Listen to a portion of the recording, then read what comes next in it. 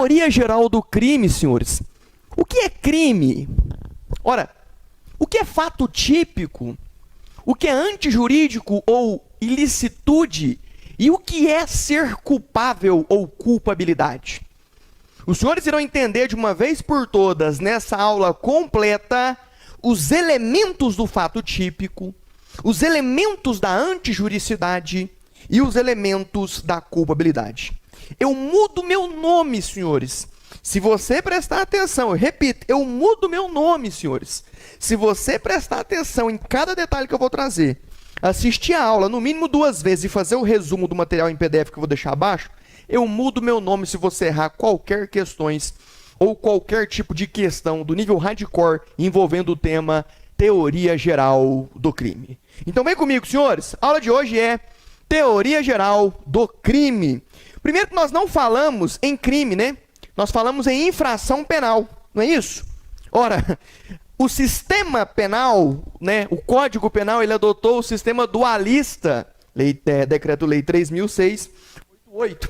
Ou seja, a infração penal vai ser crime ou contravenção. A infração penal vai ser crime ou contravenção.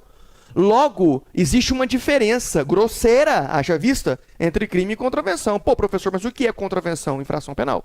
Pô, professor, mas o que é crime? Infração penal. Tá, beleza, mas como é que eu vou diferenciar o crime da contravenção? Senhores, contravenção penal é crime de menor potencial ofensivo.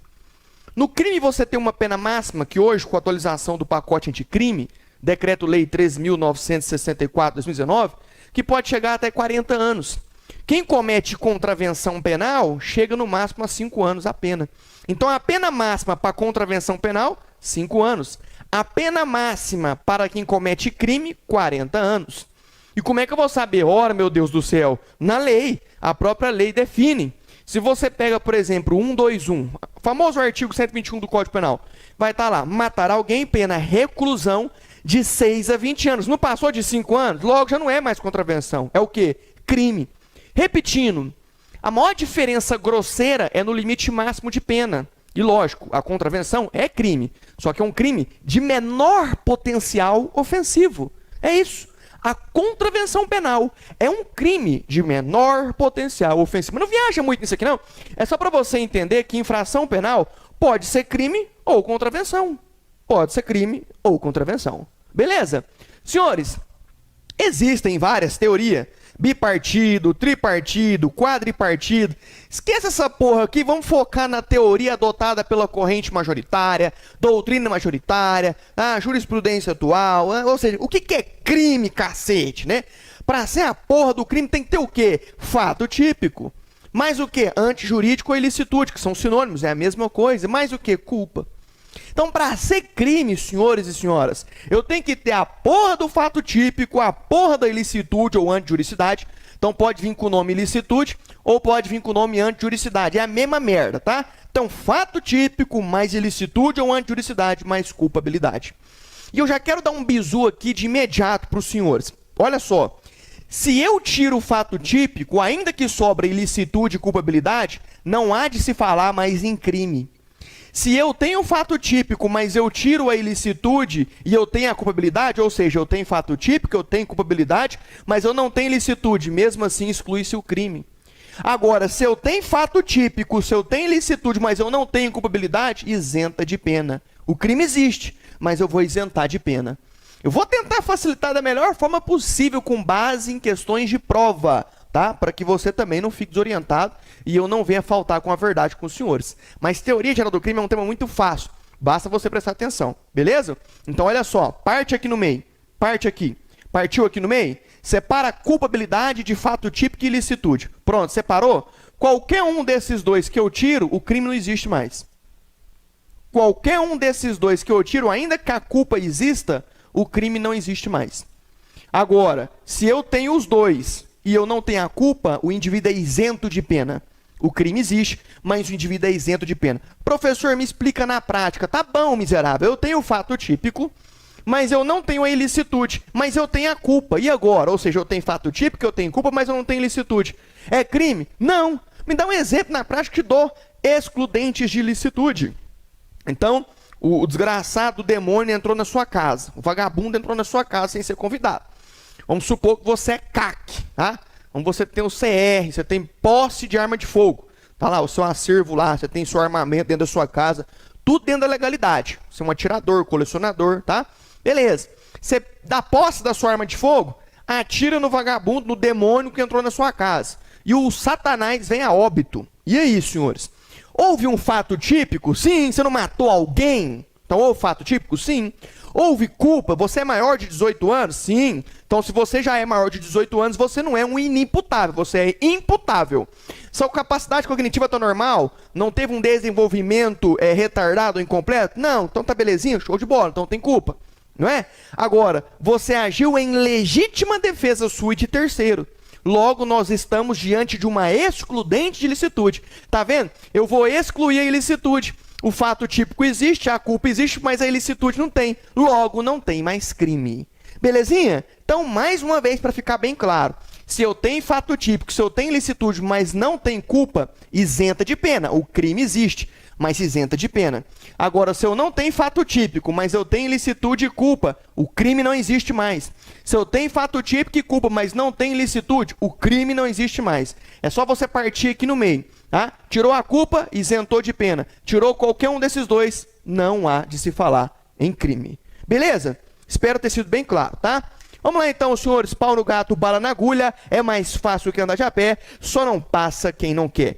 Vamos estudar o primeiro elemento do crime, da nossa querida teoria geral do crime. O primeiro elemento é fato típico. Rabalabastacas. Vem comigo, senhores, olha só.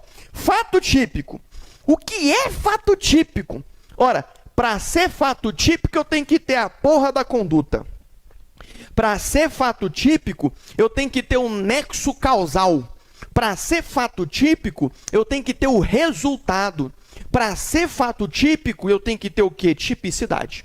Não há de se falar em fato típico se inexiste qualquer um desses elementos. Ou seja, é necessário a existência desses 4 elementos. São elementos somativos. Porque na ausência de qualquer um desses elementos, o fato não é típico, o fato é atípico. Pegou esse bizu? Na ausência de qualquer um desses elementos, o fato não é típico, o fato é atípico. Pegou esse bizu? Então eu tenho que ter uma conduta. Essa conduta pode ser dolosa ou culposa. Eu tenho que ter um nexo de causalidade, que é o quê? O artigo 13 do nosso querido Código Penal, que é a causa.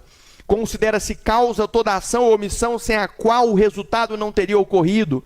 Aí você tem lá a causa superveniente relativamente independente, que é aquela causa que por si só produziu o resultado, né? A gente vai estudar sobre isso também, tá? Você tem um resultado que vai ser normativo ou naturalístico. Você tem a porra da tipicidade que vai ser formal ou material. Então nós estamos agora estudando o fato típico, o primeiro elemento do crime. Porque para ser crime, faz de conta que está escrito aqui, crime. Para ser crime tem que ter fato típico, tem que ter antijurídico ou ilicitude, mais culpabilidade. Ficou claro, senhores? Deixa eu pegar o canetão aqui, para ir facilitando para vocês aí, belezinha? Seus estrogonofes. Então olha só, faz de conta que aqui está escrito crime, né? Ó, para ser crime eu tenho que ter fato típico, eu tenho que ter antijurídico, ilicitude, mais culpabilidade. Pode vir aqui fato típico, antijurídico e culpa. Ou pode vir aqui fato típico, ilicitude e culpa é a mesma coisa, porque antijurídico é sinônimo de ilícito. Beleza, senhores? Show de bola? Pau no gato, bala na agulha? É mais fácil que andar de a pé, só não passa quem não quer? Hã? É sem conversa fiada pra boi dormir? Vamos estudar então o primeiro elemento do fato típico, que é a porra da conduta. Senhores, olha só. Presta atenção. Ó. A conduta, ela tem que ser humana, voluntária, dirigida a um fim. Eu vou repetir. Olha só. Vamos lá. Para ser conduta de acordo com o Código Penal, à luz do Código Penal, é uma conduta humana, voluntária, dirigida a um fim. Agora, se é uma conduta de um animal, logo não é uma conduta humana. Ó, um macaco me atacou, logo o macaco cometeu crime, teve uma conduta, lógico que não. Macaco não tem conduta, ô filho de rapariga, né? O demônio do macaco não tem como. O cachorro, o cachorro atacou o vizinho, né? Quem atacou quem? Você mandou o cachorro atacar? Não, ele atacou sozinho, ele surtou. Então não houve conduta nenhuma. Não houve conduta à luz do Código Penal por parte do cachorro, porque o cachorro é um animal. Agora, se eu mandei o cachorro pegar o vizinho, pega, e o cachorro mordeu o vizinho, eu respondo por lesão corporal, a depender do resultado. A princípio, lesão corporal. Beleza? Porque houve uma conduta humana e voluntária dirigida a um fim por trás daquela conduta daquele animal. Então, põe na sua cabeça, a conduta ela é humana, não é de ET, de vagina. Melhor, vagina, não é vagina não, professor. É vagina, não é isso? Então, olha só, não é uma conduta de ET, de vagina e nem conduta de estrogonofe. É conduta de ser humano. Conduta voluntária, dirigida a um fim. Você está entendendo, demônio? Tá? Então, olha só, a conduta ela vai ser, à luz do Código Penal, dolosa ou culposa. O dolo se divide em duas. Se eu não me engano, é o artigo 18, inciso 1º do Código Penal, tá? Dolo direto e dolo indireto. Dolo direto, a gente quer produzir o resultado. Eu quero matar a minha sogra. Se eu vou lá e mato minha sogra, isso é o quê? Dolo direto. Eu quero matar a minha sogra. Dolo direto. Eu quero produzir o resultado. Dolo direto. E você tem a figura do dolo indireto, né? Que é o quê? Eu assumo o risco de produzir o resultado. Eu não quero matar, mas se morrer também, foda-se. Por exemplo, a velocidade da pista é 60 km por hora. Eu tenho que chegar mais cedo no meu serviço, beleza? E aí eu sei que a velocidade máxima é 60 e eu coloco 200 por hora. Eu quero matar alguém? Não, eu só quero chegar no meu serviço mais cedo. Mas eu estou assumindo o risco de matar alguém atropelado? Sim. Então isso é uma conduta dolosa indireta ou dolo eventual, tá? Ou seja, dolo direto, eu quero produzir o resultado. Dolo indireto ou dolo eventual, que é a mesma porra, tá? O dolo indireto ou dolo eventual, eu não quero produzir o resultado, mas eu assumo o risco. Eu não posso chegar atrasado no meu serviço. A velocidade da pista é 60, beleza, eu vou a 300 por hora, eu não quero matar ninguém. Mas se tiver que matar alguém para chegar mais cedo no serviço, eu mato, foda-se, eu assumo o risco de produzir o resultado. Isso é a conduta dolosa. E a culpa? A culpa é quando há uma negligência, uma imprudência ou uma imperícia. Você não quer produzir o resultado, mas por negligência sua, por imprudência sua e por imperícia sua, o resultado se deu causa. Me dá um exemplo, professor. O pai mora num apartamento de 10 andares com seu filho. É guarda compartilhada, tá? Separou da mãe, ficou ali aquela guarda compartilhada, 15 dias com o satanás da mãe, 15 dias com o demônio do pai. E o moleque tem 5 anos de idade, tá aprendendo as coisas ainda, né? Aí o pai vira pro moleque e fala assim, ele mora onde? No 10º andar, ó. Fica aí assistindo o Batman na televisão que eu vou na esquina ali buscar um pão e já tô voltando. Não faz bagunça. Olha só, 5 anos de idade, já configurou o abandono de incapaz. A partir do momento que ele deixou a criança, já configura abandono de incapaz, né? Mas ele quer cometer algum crime? Ele quer matar o filho? Lógico que não, só quer buscar o pão na padaria, não é isso? E aí ele vai lá, busca o pão. Quando ele volta da padaria, ele vê o filho dele pulando do 10º andar com a toalha no pescoço, achando que era o Batman e achando que ia voar igual o Batman. E o filho dele vem a óbito. Isso é o quê? Homicídio culposo. Ele não quis matar o filho e nem tampouco assumiu o risco de matar o filho, nada disso. Mas por imprudência, por negligência e por imperícia, o filho dele vem a óbito. Isso é o quê? Conduta culposa. Ficou claro? Então a conduta vai ser dolosa ou culposa? Ah, professor, e é aquela conduta que os caras falam muito de préter-dolo ou conduta préter-dolosa? Senhores, conduta préter-dolosa nada mais é que um dolo no início e uma culpa na consequência. Um dolo no início e uma culpa na consequência. Eu, flamenguista, não gosto da porra do corintiano. Eu quero dar um soco na cara do corintiano. Logo, o meu dolo direto é: eu quero causar-lhe uma lesão corporal. Só isso. Então, quando ele vem no meu rumo, eu dou um murro na cara dele, ele cai e bate a cabeça no paralelepípedo e vem a óbito. Isso é o quê? Uma conduta préter-dolosa. Um dolo no início, uma culpa no final. Eu queria matar ele? Lógico que não. O que eu queria era só o quê? Causar uma lesão corporal. Só isso, mais nada. Então eu dei um soco, pronto. É só até ali que eu queria ir. Só que por consequência desse soco, houve o quê? uma culpa. Ele bate a cabeça e morre. Isso é uma conduta préter-dolosa. Dolo no início, culpa no final. Dolo no início, culpa no final. Nesse caso, eu vou responder por lesão corporal seguido de morte. Beleza? É só isso. Mas a priori grava que a conduta ela vai ser dolosa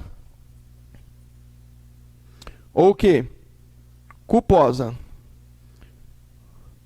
Só isso. Colocou aí? A conduta vai ser dolosa ou ela vai ser culposa. A priori é isso. Ah, professor, e o préter-dolo? Não, só a título de curiosidade. Só para você entender a título de curiosidade. Cadê o demônio do apagador? Aqui. Beleza? Nexo causal. O nexo causal, senhores, é a causa. Então, o nexo causal é o quê? A causa, tá? É o parágrafo 13 do nosso querido Código Penal. Considera-se causa toda ação ou omissão sem a qual o resultado não teria ocorrido. Beleza? Quero matar minha sogra. Dei um tiro na minha sogra veio a óbito. A minha conduta de dar um tiro na minha sogra causou um resultado, sim ou não? Sim, logo a minha conduta com o resultado final, houve o quê? Nexo de causalidade. Houve um nexo de causalidade, tá vendo? Agora eu vou mostrar para você uma situação onde produz-se um resultado, mas que não tem nada a ver com a minha conduta inicial. Imagine só, eu quero matar o Pedro. Eu sei que o Pedro joga bola às 10 horas da noite na quadra de futsal do bairro. Espero o Pedro lá na porta da quadra de futsal. Quando ele sai para fora, eu disparo 3 tiros de arma de fogo de 9mm no rumo dele com a intenção de matá-lo. Logo pressupõe já uma tentativa de homicídio. Porque o direito penal julga a porra do dolo, é a vontade, a intenção, o objetivo, aquilo que você quer, filho de rapariga, aquilo que você quer fazer. Tá entendendo? E aí, o que acontece? Quando eu disparo os 3 tiros, pá, pá, pá, só pega um na porra do ombro dele, ele cai lá e eu já achando que matei o cara, perna pra quem tem, corro igual um louco. Não é isso? Aí o que acontece? Ele tá lá gemendo no chão, né? Chama a porra do bombeiro, ambulância, SAMU, todo mundo, né? Presidente, Obama, todo mundo. Tá? Chega lá, o SAMU pega ele, constata naquele momento que ele não corre risco de vida, mas que tem que conduzir ele para o hospital de emergência para tirar o projétil e fazer uma cirurgia. Beleza. Chegando, né, lá no hospital, no outro dia ele ia tomar alta, o hospital estava com alguns problemas porque estava em reforma, né? E infelizmente, em consequência dessas reformas que o hospital estava fazendo, aconteceu uma tragédia. O hospital desmoronou e matou todos que estavam lá, médicos, enfermeiros, pacientes. A pergunta é, houve o resultado morte, ele morreu, não morreu? Mas a minha conduta de atirar nele tem alguma coisa a ver com o resultado morte que se produziu? Nenhuma. Isso é uma causa superveniente relativamente independente, uma causa que por si só produziu o resultado. Eu vou responder por tentativa de homicídio, só isso, mais nada. Porque ele não morreu, não se consumou. E ele, a família dele, pode processar o Estado, né? Por decorrência aí da negligência do Estado, na questão da obra. Aí é uma outra história. Então, o nexo de causal nada mais é que aquilo que está entre a minha conduta e o resultado final. Só isso. É só para saber se aquele resultado final é derivado da minha conduta. Se tem ligação com a minha conduta. Porque se não tem, acabou. Eu só vou responder pelos atos que eu pratiquei. Vou contar uma outra história para você entender o nexo causal também. Imagina que eu dei os 3 tiros no Pedro. Pedro, né, não corria risco de vida. O cara da ambulância pegou ele, colocou na ambulância para conduzir lá para o hospital de emergência para poder retirar o projétil e fazer a costura do braço, beleza? No caminho para o hospital, o telefone do motorista da ambulância começa a tocar toda hora. Quem que é? O demônio da mulher dele. E meu filho, mulher é o seguinte, se ela te ligar, atende. Porque se você não atender, você é um homem morto. Então atende, filho de rapariga. E ele sabendo que se não atender essa mulher, ele era um homem morto, o que ele faz? Dirigindo, trabalhando, conduzindo a vítima para o hospital, atende o telefone. Por um momento de descuido, ele não vê a senhorinha que passava na frente, vira o volante da ambulância com tudo, capota a ambulância, e o Pedro, que não corria risco de vida mais, sai voando, correndo no meio do ar da ambulância, bate a cabeça e vem a óbito. Quem matou o Pedro? Fui eu ou foi o cara da ambulância? Ai, me responde aí, filho de rapariga. Quem? O cara da ambulância. Eu vou responder por tentativa de homicídio e o cara da ambulância, se sobreviver, homicídio culposo. Porque por negligência, imprudência e imperícia, o Pedro veio a óbito. Logo, o resultado final não tem nada a ver com a minha conduta, porque não tem o quê? Nexo de causalidade. É só isso. Nexo de causalidade é, considera-se causa toda ação ou omissão sem a qual o resultado não teria ocorrido. Belezinha? Show de bola. E o que é resultado? Ora, o resultado ele vai ser normativo ou naturalístico. Então, você tem duas espécies de resultado, normativo ou naturalístico. Lembrando que resultado normativo todo é, porque resultado normativo é aquele resultado que oferece ameaça ou perigo de lesão. Só isso. É um resultado que oferece ameaça ou perigo de lesão ao bem jurídico tutelado. Então, todo resultado, em se tratando de teoria geral do crime, ele é normativo. Agora, nem todo resultado é naturalístico. Como é que eu vou identificar isso, professor Matheus? O resultado, para ser naturalístico, ô xeribicanta, ele tem que o quê? Ocorrer uma modificação no mundo exterior. Então, se ocorre uma modificação no mundo exterior, trata-se de um resultado naturalístico, ok? Então, se ocorreu um resultado naturalístico, se houve uma modificação do mundo exterior, há de se falar em resultado naturalístico. Professor, me explica que eu não entendi. Tá bom, homicídio. Quando você mata uma pessoa, por exemplo, se eu te matar aí agora, dei um tiro aqui da câmera aqui, pegou em você aí, tá? Te matei, beleza? Você vê a óbito. Isso é o quê? Um resultado normativo ou naturalístico? Isso é um resultado naturalístico, houve uma modificação no mundo exterior. Se você tem mãe, sua mãe ficou sem filho. Se você tem pai, seu pai ficou sem filho. Se você tem esposa, sua esposa ficou sem marido. Se você tem filho, seu filho ficou sem pai. Se você tem patrão, seu patrão ficou sem funcionário. Tá vendo? A modificação que ocorreu no mundo exterior, ora, se ocorre a modificação no mundo exterior, logo nós temos um resultado naturalístico. É só isso, mais nada, não viaja não, é bem simples. E tipicidade? Ora, a tipicidade vai ser formal,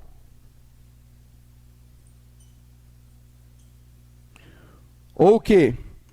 Material. Só isso.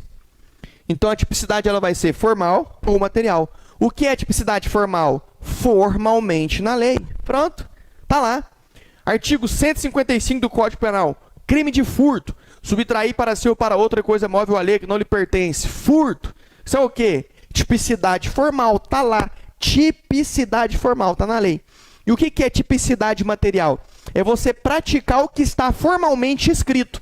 É você praticar a tipicidade formal. Ah, então tá, eu descobri que tipicidade formal é o quê? É o que está formalmente na lei, tá? Artigo 155, crime de furto. Subtrair para si ou para outra coisa móvel alheia que não lhe pertence. Vou praticar isso. Quando você pratica essa conduta que está formalmente tipificada na lei, logo nós temos o quê? Uma tipicidade material. E aí que entra, se você assistiu a minha aula de princípios do Código Penal, entra aquele princípio da bagatela ou da insignificância, ou infração bagatelar imprópria, que vai fazer o quê? É uma cláusula de exclusão da tipicidade material. Eu vou excluir o crime porque eu excluo a tipicidade material. Como assim, professor? Imagina que um cara entra numa fábrica de chocolate e furta um sonho de valsa. Houve tipicidade formal? Sim. Não está lá, é furto que ele cometeu. Houve tipicidade material? Sim, ele praticou o que está formalmente escrito. Mas, de fato, houve lesão ao bem jurídico? A fábrica de chocolate vai ficar pobre porque teve um sonho de valsa furtado? Não, é por isso que se aplica o princípio da bagatela. O princípio da bagatela exclui a tipicidade material. Logo, está faltando um dos elementos do fato típico. Se está faltando um dos elementos do fato típico, o fato é atípico. Se o fato é atípico, ele não é típico. Se ele não é típico, não tem o elemento fato típico. Se não tem o elemento fato típico, não tem mais crime, cacete. Tá entendendo? Então, a gente usa muito essa tipicidade aqui para isso. A tipicidade material e a tipicidade formal. Formal que está previsto na lei, material que você pratica, né? Você faz aquilo que está formalmente escrito. Belezinha? Pronto. Essa é uma análise completa, objetiva, sem mamãe me chora, do que é fato típico. Eu vou deixar o material em PDF, você vai escrever isso aqui, tá entendendo? Você vai escrever isso daqui e você vai assistir minha aula 2 vezes, que aí você vai entender, tá bom? Vamos lá então agora entender, senhores, o que é antijurídico ou ilicitude. Vamos lá? Senhores, para estudar a antijuridicidade ou ilicitude, a gente estuda suas excludentes de ilicitude, mais nada. Porque o que é antijurídico ou ilícito? É algo que é contrário à lei. É algo que está oposto à lei. Antijurídico, contra o jurídico. Ilícito, aquilo que não é lícito, é o contrário, é o oposto de lícito. Então, antijuridicidade ou ilicitude é isso. Agora, vão existir 4 situações que, ainda que a sua conduta seja ilícita, ela pode se tornar lícita, se tiver encaixado dentro dessas 4 situações. Matar alguém é crime? Sim ou não? Depende o caralho. Matar alguém é crime ou não é? É crime matar alguém ou não é, miserável? É crime. Não depende de nada, é crime. Mas isso foi legítima defesa. Meu filho, eu não te perguntei nada, eu te perguntei só uma coisa. Matar alguém é crime? A resposta tem que ser o quê? Sim, professor, matar alguém é crime. Está no 121 do Código Penal. Matar alguém. Pena, reclusão de 6 a 20 anos. Ponto final. O Código Penal não falou matar alguém, salvo se for dando a bunda. Matar alguém, salvo se for comendo bunda. Não, tá lá. Matar alguém. Pena, reclusão de 6 a 20 anos. Você tá entendendo? Pronto. Então, matar alguém é crime? Sim. Acabou. Ponto final. Show de bola. Tá? Então, matar alguém é crime. Mas pode ser que essa ilicitude que você cometeu se torne ilícito. Em que situações? Primeiro, estado de necessidade ou legítima defesa. Matar alguém é crime, eu sei. Mas se o cara está tentando tirar a minha vida e eu, em legítima defesa, reajo e mato ele primeiro, eu cometi algo ilícito? Sim, mas vai se tornar lícito porque foi em legítima defesa. E tem um bizu muito grande para você entender. Primeiro que legítima defesa é algo atual e iminente. Legítima defesa é algo atual e iminente. Estado de necessidade é só atual. Então, em se tratando de legítima defesa, é um perigo atual e iminente. Em se tratando de legítima defesa, é um perigo atual e iminente. Em se tratando de estado de necessidade, é em perigo atual. Sempre vai ser perigo atual. Tá? E estado de necessidade difere muito de legítima defesa. Porque estado de necessidade não é algo provocado por uma conduta humana. Pode ser um fator externo, conduta da natureza, ato fortuito, força maior. Então, eu vou dar 2 exemplos aqui, bem simples para você entender, tá bom? Eu e você foi pescar. Então, olha para cá, eu e você foi pescar. Olha que maravilha, né? Nós dois fomos pescar, tá? Em alto mar. Eu quero te matar? Não. Você quer me matar? Não. Só que eu falo para você, leva seu colete salva-vida. E você não levou, não. Você levou o quê? A porra da cachaça. A porra da Brahma, da Heineken, da Desgraine, tudo de ruim você levou. Você só não levou o colete, né? E eu o quê? Não bebo, levei meu colete, né? E aí, estamos lá pescando lá, 6 horas da tarde, 7 horas da noite, o mar começa a ficar agitado. Foi eu que provoquei isso? Foi eu que mexi no mar? Não, cacete, foi Deus, o demônio, sei lá quem foi o Deus do mar. Né? Ficou mexendo na porra do mar, o mar começou a virar, né? Pra quem acredita em mitologia grega aí, o Deus do mar lá, né, tal. Né, pá, eu só acredito em um Deus, que é o Deus Israel. Mas enfim, não vem ao caso, né? Aí começa a mexer em tudo, começa a chover, redemoinho, pau, o barco afunda. Fundou o barco. E eu correndo, peguei meu colete e coloquei. E você sem colete, com o cu cheio de cachaça, vê que eu tô lá sobre a água, né, flutuando, que eu tô com meu colete. Puxa minha perna pra baixo e pega meu colete de mim, ué. Eu olho pra você, filha da puta, desgraçado, não trouxe o colete, agora tá querendo pegar meu colete. Subo pra cima, puxa a porra da sua canela e pega meu colete de volta, ué. Aí você olha pra mim, puxa meu pé e pega meu colete de novo. Aí eu falo, mas que cara desgraçado, eu vou lá e pego no seu pé e puxa e pega a porra do colete de novo.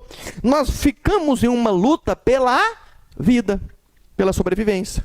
Quem foi que causou toda aquela situação? Foi eu? Foi você? Não, fi. Fator externo, natureza. Perigo atual e não iminente. Atual, tá acontecendo na hora ali, ó. Aí eu consigo pegar você, consigo dar um chute na sua cabeça, consigo quebrar seu pescoço e consigo ficar segurando meu colete e chegar até a beirada da praia vivo. O que foi isso? Eu cometi um crime? Sim. Homicídio, eu não te matei? Matar alguém, beleza. Mas eu matei você em estado de necessidade. Beleza? Eu só queria sobreviver, só isso. Ainda que para isso eu tivesse que te matar, sacrificar alguém. Inexigibilidade de sacrifício. Tá entendendo? Diferente de legítima defesa, que tem alguém com uma injusta agressão. Entendeu? A legítima defesa, eu vou repelir uma injusta agressão com os meus moderados, atual ou iminente. É isso que é legítima defesa. Então eu vou te explicar outra coisa melhor. Um cachorro do nada, um pitbull do nada, tá andando na rua, olha pra minha cara e não gostou da minha cara e vem me atacar. Eu pego o cachorro e dou um tiro nele e mato ele. O que é isso? Legítima defesa? Negativo. Estado de necessidade.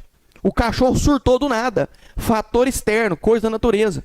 Agora, vamos supor que eu estou passando na rua e o meu desafeto pessoal não gosta de mim. E ele está andando com o Rottweiler dele. E ele sabe que o Rottweiler dele é bravo. Aí ele vira pro Rottweiler dele e fala: vai lá, pega o professor Matheus, pega. O Rottweiler dele vem me pegar, eu vou e dou um tiro no Rottweiler dele e matei. O que é isso? Legítima defesa ou estado de necessidade? Legítima defesa. Há uma conduta humana voluntária dirigida a um fim por trás daquela conduta do animal. Tá vendo? Entendeu? Se é um fator externo, não tem nada humano por trás, lembre-se, está a necessidade. E é um perigo atual, está a necessidade. Agora, se tem uma conduta humana por trás, pode ter certeza que vai ser legítima defesa. Beleza? Estrito cumprimento de dever legal. Você tem aí, né, os agentes públicos, o próprio Estado, a própria administração pública, por muitas vezes, para se cumprir a lei, ela vai fazer o quê? Ela vai lesionar um direito seu, um bem jurídico seu. Por exemplo, invadir o seu domicílio, entendeu? Mas ela está resguardada no estrito cumprimento de dever legal. O que é o exercício regular do direito? Ah, professor, o policial militar matou o bandido. É estrito cumprimento de dever legal? Jamais, fi. Legítima defesa. Legítima defesa, tá? Estrito cumprimento de dever legal eu acabei de explicar aqui, beleza? É como naquelas ações da polícia para cumprir a lei, que em determinada situação vai acabar cometendo algo ilícito em finalidade pública, para atender a finalidade pública, tá? O exercício regular de direito. Você tem o famoso 301 do Código de Processo Penal, né? Artigo 301 do Código de Processo Penal, lembra disso? Qualquer do povo pode dar voz de prisão em flagrante delito, né? E as autoridades têm um dever, não é isso?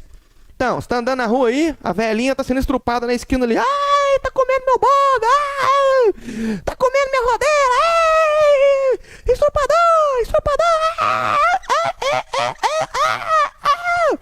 E aí você vê aquela situação e você tá estudando aonde? No Instituto Oliver. Aluno do Instituto Oliver é caveira, aluno do Instituto Oliver cheira gás, cheira pimenta. Ah, tô brincando não, vai nas nossas redes sociais pra você ver os corujões que a gente faz aí, spray de pimenta na cara de aluno, aluno do Instituto faz flexão, faz corridão, tá entendendo? Então olha só, senhores, olha só, presta atenção, presta bastante atenção, tá? E aí o que você faz? Você tá vendo a mulher ali sendo estrupada, uma senhora, você pode ir lá e dar voz de prisão pro cara, sendo um civil comum, sem vínculo nenhum com a administração pública ou com a segurança pública? Pode, ué. Chega lá, dá uma chave de gravata no cara, né? E você tá preso. Quem é você? Você vai saber quem sou eu. Agora mesmo, você joga uma dessa. Não fala que é polícia, não, senão você vai ser preso. Falsidade ideológica, tá? Não pode falar isso, não. Beleza? Mas você tá preso. Pode prender? Pode.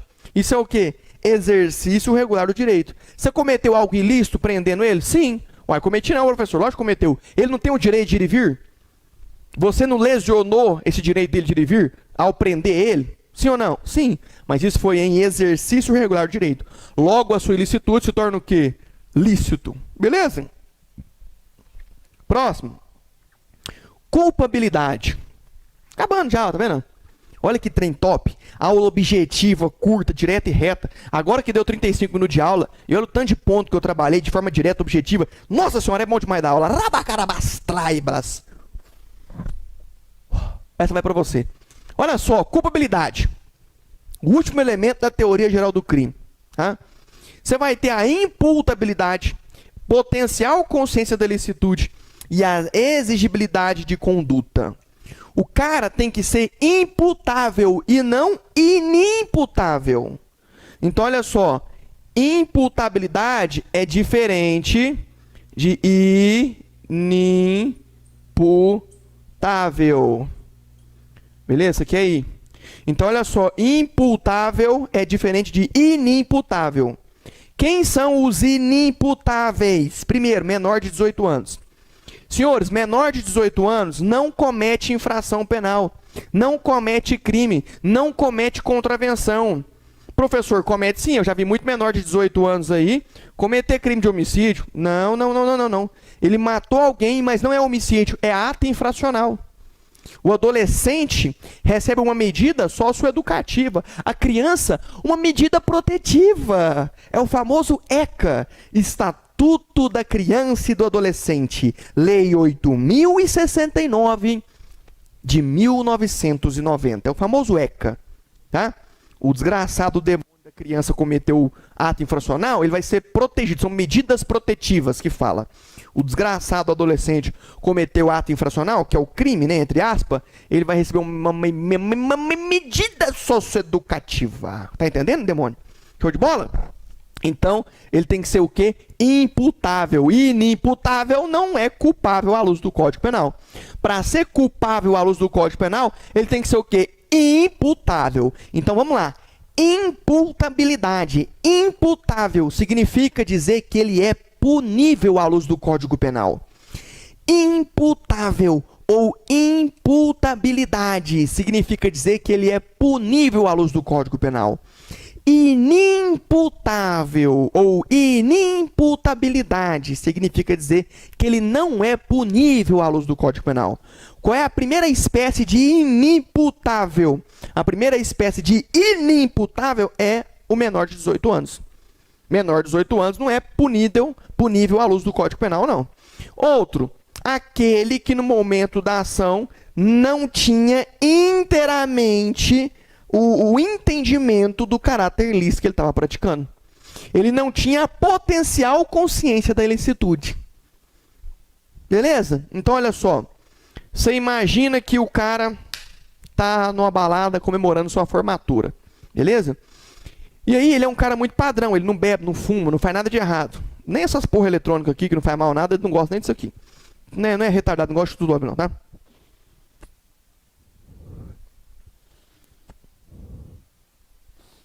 Essa porra acabou a bateria. Aí, ele tá na balada e tem um amigo dele que não formou, que foi reprovado, e tá morrendo de inveja dele. O amigo dele vai lá e joga um remedinho na bebida dele, sem ele saber. Então ele tinha potencial consciência da ilicitude? Não, ele não sabia de nada. E ele começa a ficar doido, e o amigo dele, para completar, já não bastava colocar o comprimido lá na bebida, vai e fala, ó, aquele cara ali tá te encarando, se eu fosse lá tirar satisfação com ele, tá doido? Vai aceitar isso? Começa a botar fogo. Ele vai, entra em luta corporal com o cara, pega a faca e mata o cara, mas ele não estava ciente. Ele não tinha potencial consciência da ilicitude. Logo, ele vai ser o quê, senhores? Isento de pena, não há de você falar em culpabilidade. Quem é que vai ser responsável? O amigo dele. O cara que colocou, mas isso aí tem que ser provado também, tá, senhores? Com exames, imagens, beleza? Antecedentes do indivíduo, né? E aí, chegando-se à conclusão que foi o amigo dele que colocou o remédio, quem responde é o amigo dele, não ele. Beleza? Exigibilidade de conduta, senhores, olha só. Não confunda de maneira nenhuma, senhores, o que é coação física irresistível com coação moral irresistível. Coação física irresistível exclui a conduta. E se eu excluo a conduta, eu excluo um dos elementos do fato típico. Logo, não tem crime mais. Coação moral irresistível exclui a exigibilidade de conduta. Logo, o cara não é mais culpável. Logo, o crime existe, mas ele é isento de pena. Professor, me explica melhor. Tá bom. Eu não quero atirar. Vem um cara mais forte do que eu, pega na minha mão, pega o meu dedo e começa a pressionar o gatilho. Ele está com uma coação física sobre mim irresistível, porque eu não tenho força para combater ele. E ele, com a mão dele em cima da minha mão, ele começa a fazer eu apertar o gatilho e pá! Acabei de matar o cara através de uma coação física irresistível. Me forçaram a fazer isso fisicamente, de forma irresistível. O que vai acontecer? Vai excluir a conduta minha. Porque foi uma conduta que eu cometi mediante uma coação física irresistível. Logo, não tem mais crime, porque excluiu um dos elementos do fato típico. Diferente de coação moral. Coação moral irresistível exclui-se a culpabilidade. Imagina que você é gerente de um banco. Beleza? E você sai para trabalhar. Quando você está chegando no banco, você recebe um telefonema. E aí, maluco? Tá ligado? Pegamos sua mulher, pegamos seus dois pequeno aqui, e o bagulho é o seguinte: se você não fizer uma transferência, tá ligado? Se você não fizer uma transferência agora, nessa conta nossa aqui da Rússia e da China, o bagulho vai ferver. Nós vamos colocar os seus dois fios no caldeirão, vamos pegar a sua mulher, vamos estrupar a sua mulher e o pau vai torar, tá ligado? E aí, como é que vai ser? E aí ele, nossa, não tô acreditando, deixa eu ver se é verdade. O bagulho é o seguinte, vou ligar pra você agora em vídeo pra você ver que nós não estamos mentindo. Liga pro cara em WhatsApp em vídeo e mostra a mulher com a cara amarrada, com a cara tudo roxo, os filhos com a cara tudo roxo. O cara se sente totalmente coagido e através de uma coação moral irresistível, ele faz o quê? Transfere o dinheiro do banco, ou seja, ele comete um crime de furto para aquelas contas que o bandido passou. Conta da Rússia e conta da China. Ele cometeu um crime? Lógico, furtou, cacete, o dinheiro do banco. É um crime, não é? Só que ele cometeu esse crime mediante uma coação moral irresistível. Logo, vai se excluir a culpabilidade dele. Belezinha? Exigibilidade de conduta, nesse caso, não existe. Beleza? Eu não poderia exigir dele uma conduta diferente da que ele tomou. Show de bola? Então tá aí. Esses aí são os elementos da culpabilidade.